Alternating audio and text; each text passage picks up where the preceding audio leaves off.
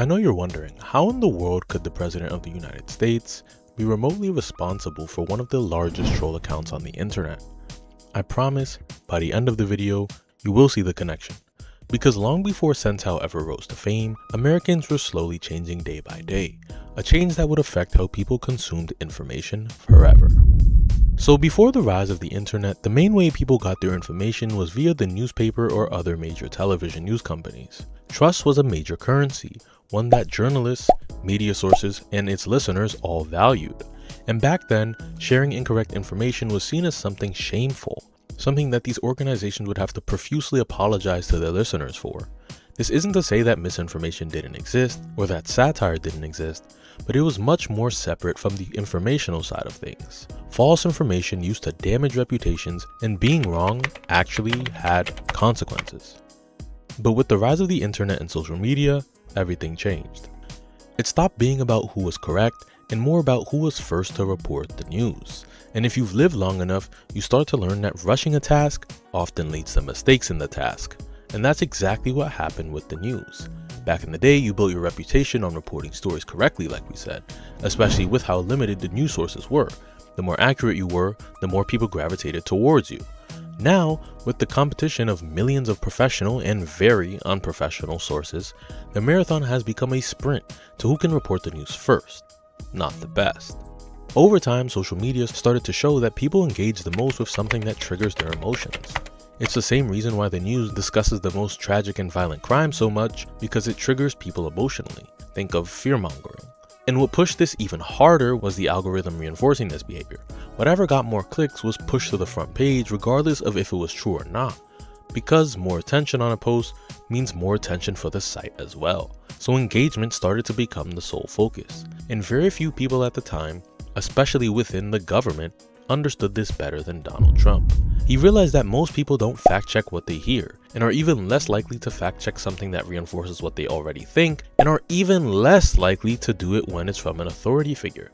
Simply put, some people just want to hear what they already believe, leading Trump to treat Twitter less like a place for informative updates and news, and more like a war zone, provoking, exaggerating, arguing, and most importantly, just straight up lying. And all of this got him constant attention, like every single day. In his first term, you couldn't go a day without hearing about what he posted on Twitter, and I truly mean a single day. He was so influential that he affected millions of dollars in company stocks just with his tweets alone. But most importantly, he rose the term fake news to new heights, and the world completely fucking ran with it. Don't forget to like and subscribe. One person that ran with it was NBA Centel. Impersonating the NBA Central account, they would skyrocket in notoriety, even to a point where the athletes themselves started recognizing the account. Oh yeah, tricked by Centel. Ooh!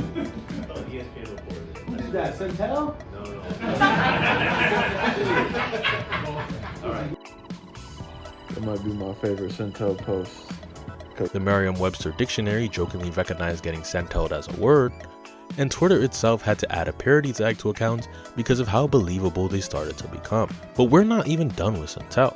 Having NBA teams and players acknowledge you is one thing, but many of their best tweets are the ones that are just as believable as they are completely absurd, fooling even professional TV stations. I saw a story where they won't let Luka jerseys in the building in Dallas.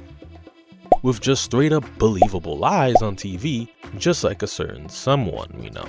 So the one thing that makes the world go round is money, and that is even more true when it comes to the spread of disinformation, as one of, if not the largest reason why fear-mongering and disinformation are so prevalent in our world today is because people profit from it, and they profit tremendously. You can get more advertisements and sponsorship opportunities if you show that you can consistently garner attention from what you post.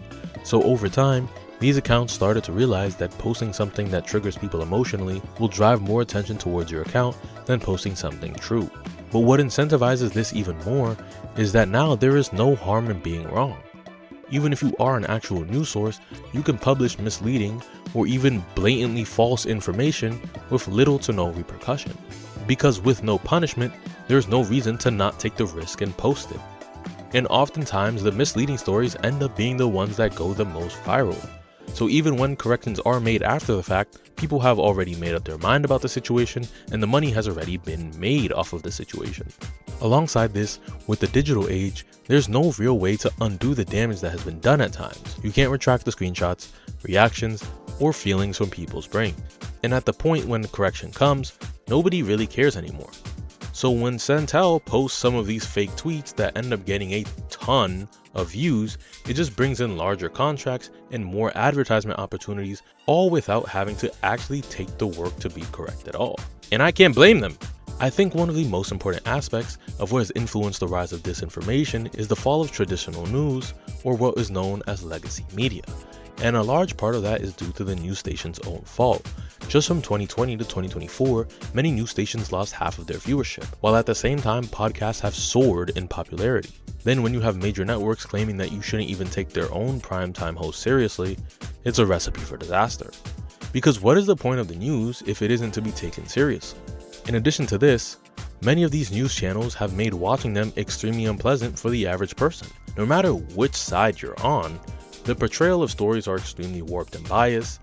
A lot of the announcers are simply unpleasant to listen to, and I've heard from so many different people in my own life that they don't even like to watch the news on TV because of how scared and paranoid constantly hearing about tragic and violent events makes them feel.